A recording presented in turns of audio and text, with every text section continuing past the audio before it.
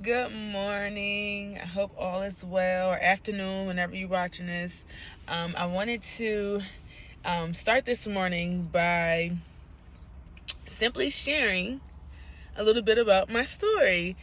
So, let's start from the very beginning. I am originally from Florence, South Carolina. That's where I was born. Moved up here from South Carolina like to the East Coast. Well, that still is the East Coast, but moved up from South Carolina up to PA when I was about 5 or 6. Then we ended up moving to Delaware. So I've been there for most of my life. I will always claim Florence, South Kakalaki, okay? Um, so that's where I'm from. I am, let's see what else can I tell you guys. I am the youngest out of 22 kids. That's on my dad's side. I'm the only child of my mom, but the youngest of 22 on my dad's side. Let's see. I'm going to tell you about my family background. I come from just a big family in general. My mom it's 10 of them on her mom's side, but then it's like probably close to 10 or whatever on her dad's side. I have a lot of family. My story entails being rejected by my dad, which unfortunately a lot of us are or have been. What did that look like for me? I was told by my dad at a young age that I was adopted. I was told by my father not to listen to my mom. My dad wanted there to be a made-up story about who my father was. And to give you a little bit of background about my dad is that he passed away when I was 12. And I think that was definitely the Lord's doing. But he was a bishop. He was a pastor. Samuel Edward Snow. And the church scene. That was just what he was a part of. He was a mechanic, businessman, good with his hands, all that good stuff. So let's see what else can I share about my story. So yeah, back to the rejection. Rejection and abandonment has always been something that has been a struggle, has always been something that I've had to work through and continuously overcome. And that's just because it takes a toll on you when the ones that are supposed to support you and be there for you and that God gave you to them, that are supposed to protect you and all of that, when you receive that type of treatment from them, it really does make you question your identity. It makes you question who you are, your purpose. Like, is life worth living if you don't even want the connection? Like, everything that you can think of, I went down that path and experienced some portion or some form of that. Growing up in the church at the age of 12, I think it was 12, I became the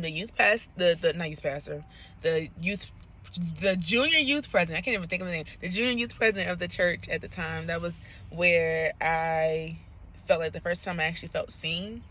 But I've always been in youth ministry. I've always been in community building, outreach. Like, it's always been an innate part of me. Been directing choirs. I started directing at like 9 or 10. So music is another intricate part. My dad was a musician too, and my mom sings. My mom actually used to direct too. So fun fact. But even with growing up in the church, like I grew up in my brother's church, and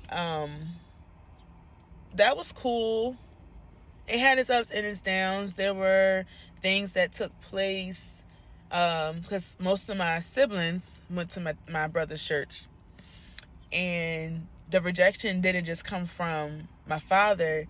The rejection came from my siblings. So when we moved up here, I experienced the exact same things that I experienced from my dad, I experienced from my siblings, and they were trying to disprove that I was his, because a lot of them felt like, since he did not tell them who I was, that obviously I couldn't be his, or I couldn't be a part of the Snow clan. Needless to say, to this day, do I have a good relationship with my siblings? I think there is mutual respect and understanding. I can say that there's nothing negative, at least not on my part. Like, I don't have any ill feelings towards them. If there's anything that I would say to any of you guys, it would just be that no matter what you're experiencing, whether that's rejection from family or from coworkers, like to the outcast, learn to be okay with being your authentic self. When you're able to be your authentic self, God truly does work things out for your good. So moving forward, fast forwarding, went to college, graduated high school. I literally was doing everything that I knew to do to sustain in my faith to the best of my ability. Was I perfect? No. But did I do it? I did. And up to where I am now with being a mom of 3, one of which is my stepson, our oldest, and just all the things that I've experienced up to this point, I have to say that I found that the doors opened up for me when I learned to embrace who I was, regardless of what people said. And it just so happened that the people that had something to say the most were people that were in my family. Just like Joseph, having the rejection of your siblings, being thrown into the pit. Like, when I tell you, if there's any character in the Bible or any person in the Bible that my life resembles to the T, it would be Joseph. Okay, I'm probably like Joseph's sister, like down the line. I gotta be, because I'm telling you, just even with it, with being a dreamer and God using me prophetically and things like that, literally, if there's anything that I could suggest for you guys too, would be whenever you're experiencing, go find somebody in the Bible that experienced the same thing. The word tells us that there's nothing new under the sun, okay? So find your person in the Bible that you can be able to glean from in and out of seasons, so that you can find the strength that you need, that God has prepared and has already put on the inside of us. But you can have that strength activated when you have the supports that's in place, that you can say, all right, Lord, who can I glean from today? You know what I'm saying? So, like, it's just beneficial. So I suggest that for everybody. But up until this point, with being a wife, being a mom, this is all new territory for me. And even with this whole, my whole, job and what I do, my profession with being in family life education, I now see how all things have worked together for my good. And I'm appreciative that I am at a stage and in a space in my life that spiritual alignment, being in alignment with God, is of the utmost importance to me. And I'm going to do anything that I can to ensure that I stay in the will and perfect way of God. Because when I do that, doors open. I get an authentic win when I'm me.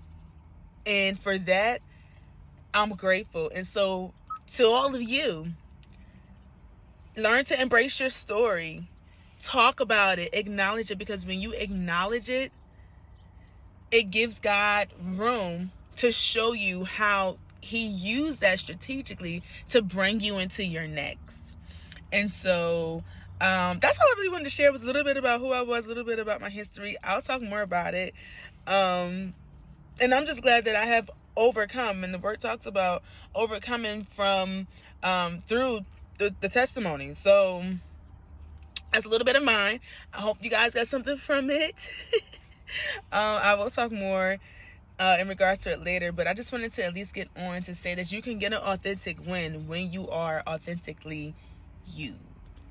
Do that unapologetically, okay? And stand on business when you do it, or whatever they say these days. But yeah, I love y'all. And I'll talk to y'all later.